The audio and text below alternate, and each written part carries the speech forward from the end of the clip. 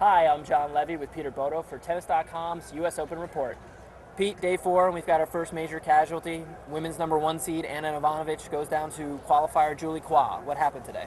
Well, I guess Julie Kwa, or Julie Coyne, as her name is spelled in Anglo, is coin of the realm these days at the U.S. Open. But, you know, sometimes it takes a real upset to kick a tournament off and really get people fired up and get the buzz going about a tournament. This could have been it. Ivanovic didn't look great in her earlier matches. She looked like she was a little bit tentative. But, you know, she took out the #1 player now, and it's a free-for-all, anybody's tournament. Pete, a lot was made before the tournament that on the men's side, the U.S. doesn't have a great chance, but you had 9 guys get to the second round. Today, Mardy Fish and James Blake both won to get to the third round. How'd you think of their play? Well, those two guys are clearly leading the American parade along with Andy Roddick.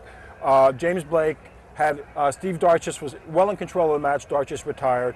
And Mardy Fish had Paul Henry Mathieu, a very tricky French player. Now, the interesting thing here, and the unfortunate thing for American fans, is that Blake and Fish, best friends, are on a collision course, third round U.S. Open.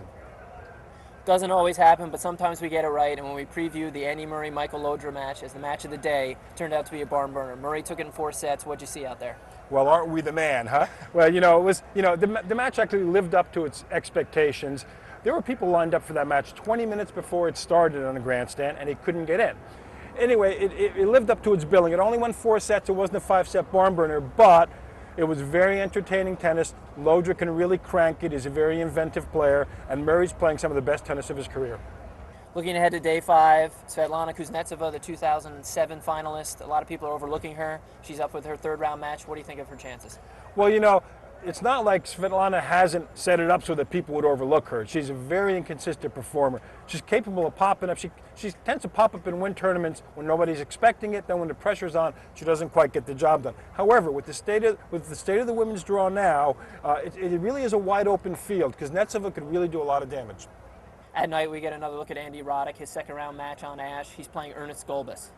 Well, yeah, it's a very interesting matchup. You could sort of say that the chickens are coming home to roost for Andy because, you know, he had Fabrice Santoro, a fairly lightweight player, in his first match. Now he's got a guy who's big, physical, in some of the same ways that he is. And the interesting thing here to me is if Roddick can get close to the way Gulbis hits his ground strokes and Gulbis can approach what Roddick does with his serve, you could have a very tight, tough match. That wraps up day 4 from the National Tennis Center. I'm Jon Levey with Peter Bodo for Tennis.com's U.S. Open Report.